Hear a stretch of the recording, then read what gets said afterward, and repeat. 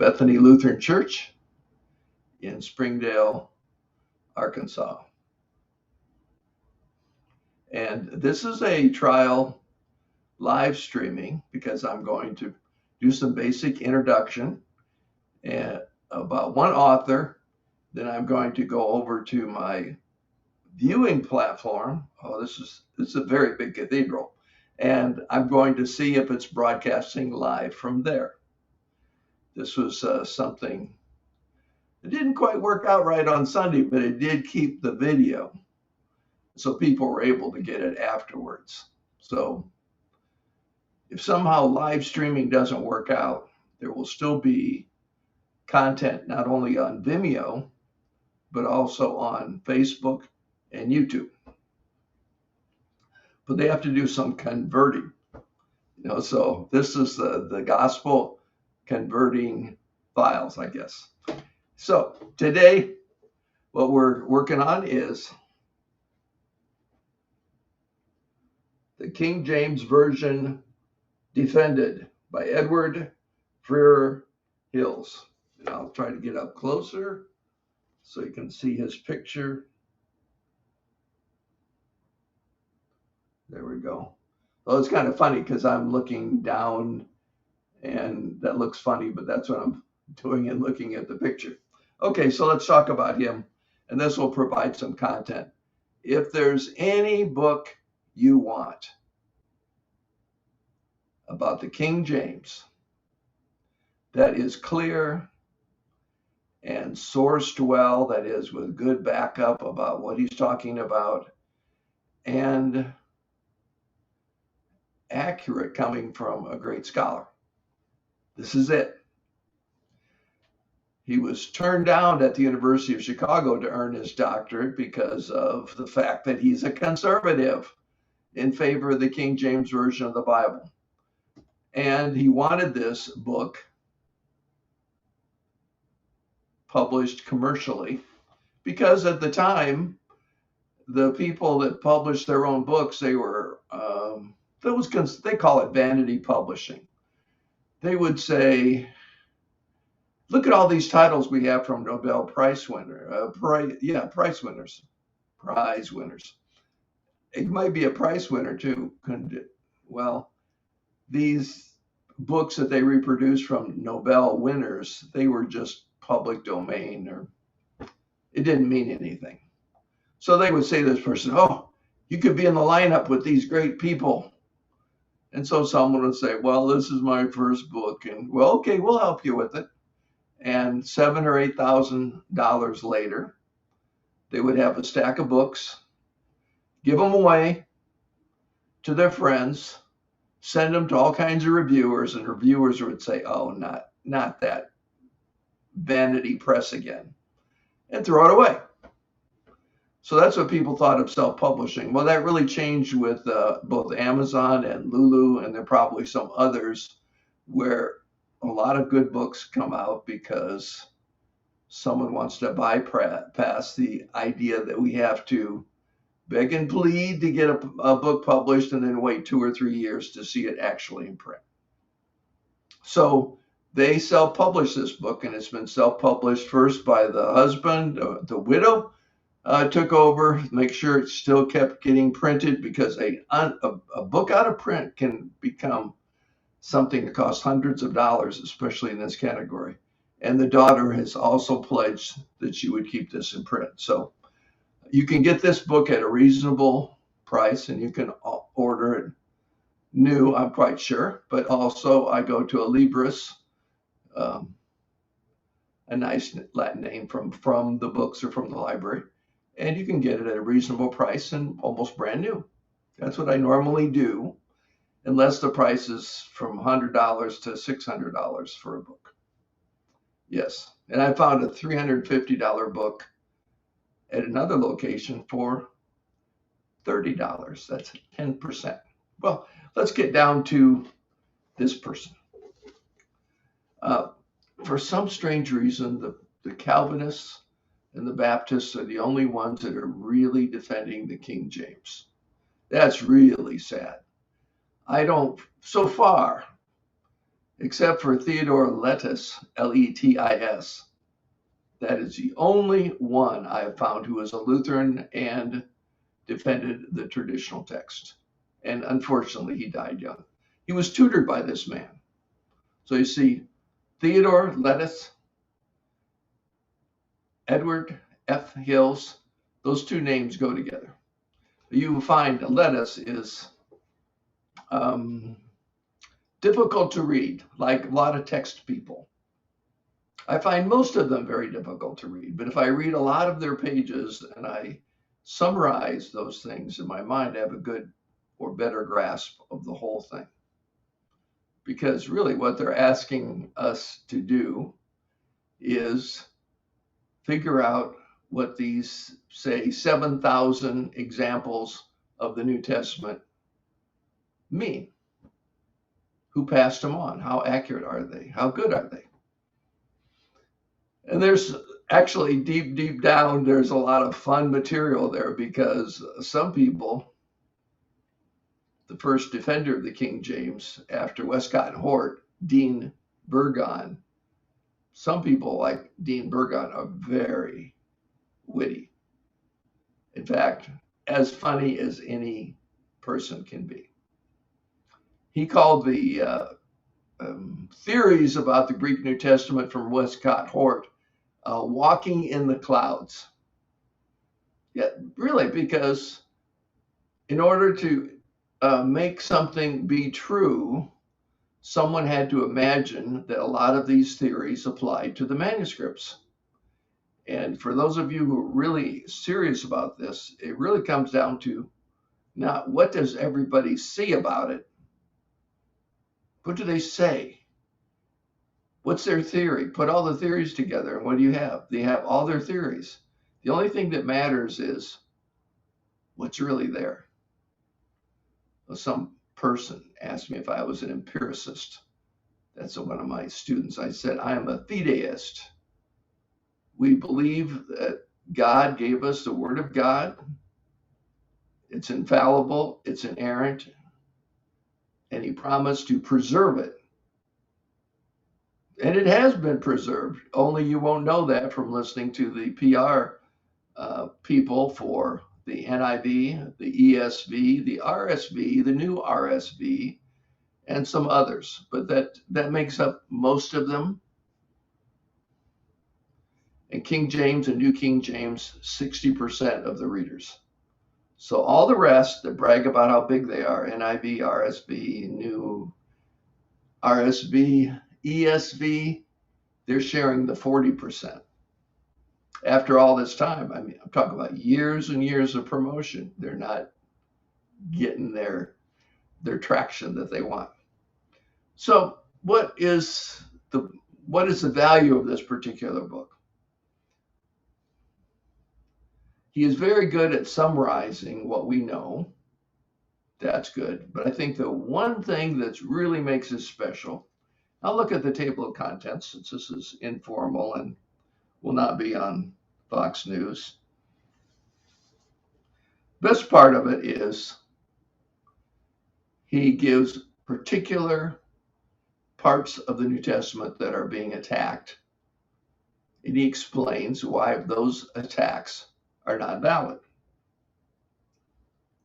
He also talks about Dean Burgon, I just mentioned before, and the facts of New Testament text criticism and the whole problem of modernism. And so a lot of my favorite things that I've already written about are derived from what he has written in this book. And what we want to do as Christian believers is take a look at what's being attacked and bring the material together and see whether those attacks are valid or not. That means we have to look at both sides, not just one side. It's really easy to use personal attacks and extreme statements to make the other side look bad. Let them do that by themselves. They're good at it. They're really good at it.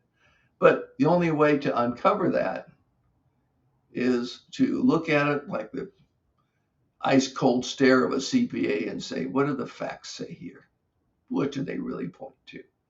How do you explain this? So I'll give you a couple examples.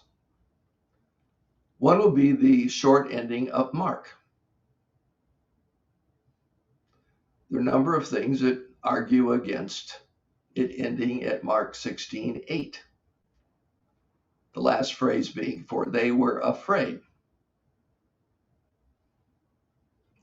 By the way, that is the official ending of the text for Easter Sunday. And one person's pointed out that if it was marked, as many Bibles are marked, lectionary type Bibles, the end of that lesson for that day, telos, someone might have seen that and thought that's the end of the gospel. But the fact is, nobody even thought to end the gospel mark that way until the magic of Westcott and Hort. And the magic of Vaticanus, which is called B, and Sinaiticus, which is called Aleph. This is where all these problems were introduced. So as I've mentioned before, and you might not have heard that particular episode, the question is, if Vaticanus and Sinaiticus, which are the two cornerstones of the modern Greek New Testament text, if they're so great, why don't they have any children? If they are 15 centuries old, why is it there are two problems there, which we have to ask ourselves. Why did they not fall apart from being copied and read? These are fragile pieces of work. There's no way to get around it. Those codices were made from skin. Skin and whatever is used for the ink, they're both fragile. They don't last forever. So that's a big issue. How could they possibly have lasted 15 centuries except, let's be real careful and benevolent, and let's not violate the 8th commandment and say slanderous things. Let's say they both were made about the year 400. And they were done the best way they could. And they were taken care of the best way they could. Everything perfect. Where are the children? There aren't any. There might be one papyrus which is close to it. But if they were so good, why weren't they copied and transmitted? In contrast, the majority text, which has its name because it's the majority of all the Greek New Testament texts, the majority text is overwhelmingly the evidence we have. I see different numbers. I see 90% of all of the examples, 95%. Some people go down to 80%. Well, you see, sometimes you have a scrap like this. So how much evidence is there versus something which is several books of the New Testament? So pick your number. The fact is, there really wasn't any evidence until one man, Constantine Tischendorf, found Sinaiticus in a monastery because he was told there was something there. He did engage in a bunch of shenanigans so that eventually the Russians owned it. The Russians went from the Tsar to communism, and the communists sold it to England for a vast sum of money. about $100 million. Half of it was subscribed eagerly by the English people, and the other half came from the government. And of course, it was a great tourist thing, great piece of work to brag about if it's genuine. And Dean Burgon, I mentioned him before, he thought Vaticanus and Sinaiticus were really awful reproductions, just horrible. And he thought they were both fraudulent. Now, he was considered at the top in text criticism at the time. But the modernists made fun of him, rejected what he had to say, and ignored him. And so therefore, if someone gets the right book,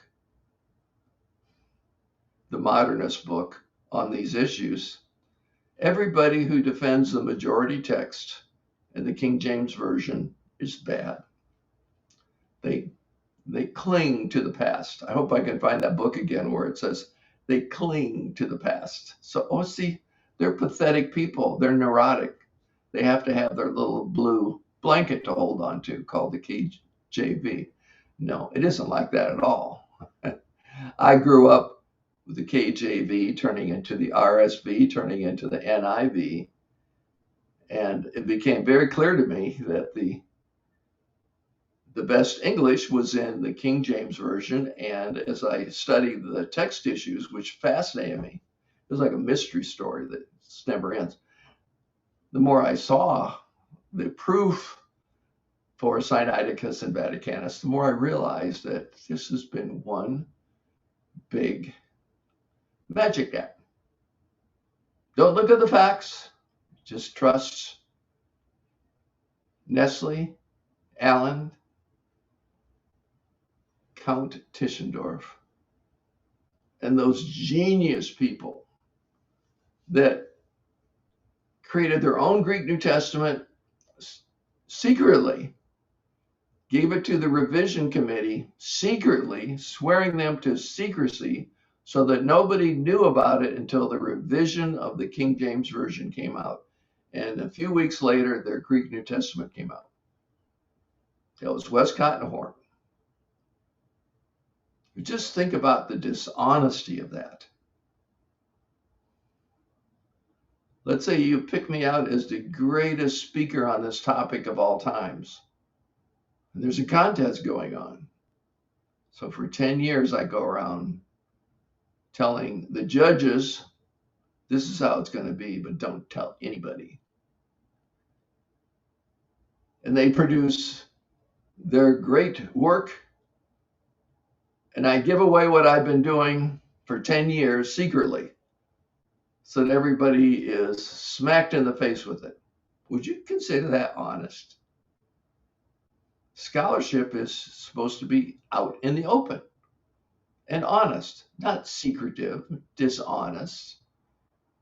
It should not engage in all kinds of personal attacks against people because they seriously appreciate a given work. They may be seriously wrong, but what we have to look at is the facts themselves. The facts, very corrosive when it comes to this. So I'll talk about that at greater length. And I enjoy talking about this right here. Now I'm going to go to my observation room and see if this is broadcasting live. So you, in a little while, you won't see me. And then again, you'll see me again when I sign off and say, hey, we did it, or back to the drawing board. I wish I had something moving that could kind of keep you entertained, but you'll just have to look at the picture for a little bit, see how soon I reappear. You can time me if you want.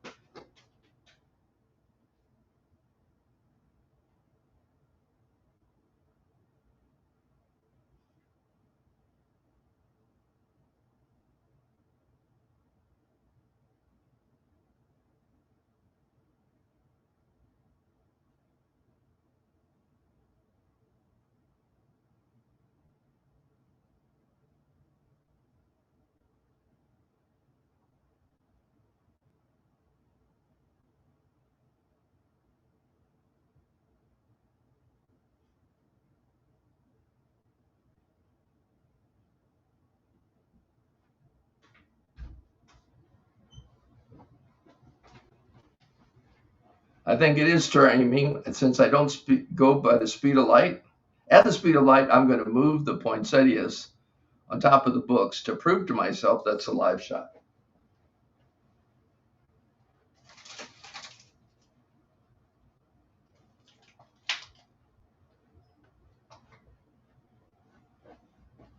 Isn't that clever? See how that works.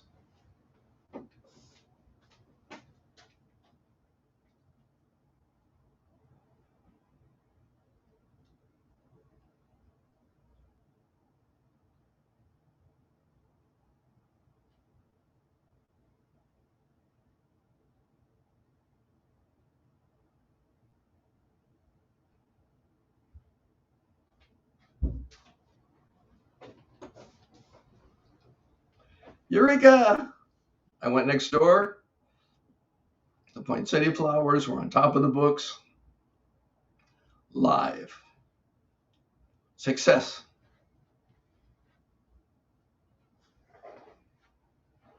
Now here's a Greek test for you.